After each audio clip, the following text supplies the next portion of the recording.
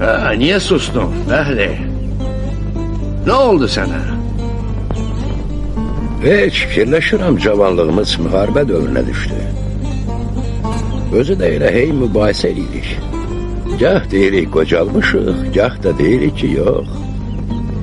Bir o qədər də qocalmamışıq, nəyin mübahisəsini edirik? Gəncliyimiz bir də geri qayıtmayacaq. Sen həmişə nəsə uydurursan. Tut. Sağ ol Ziyad. Görünür hər bir insan, kim olur olsun fərqi yoxdur. Ona yaxınlaşıb, bura baxaq, sən çoxdan qocalmısan deyənə kimi, özünü çox cavan sayır. Başa düşmürəm, bu gün sənə nə olur? İlk dəfə də o fikrə gəlirəm ki,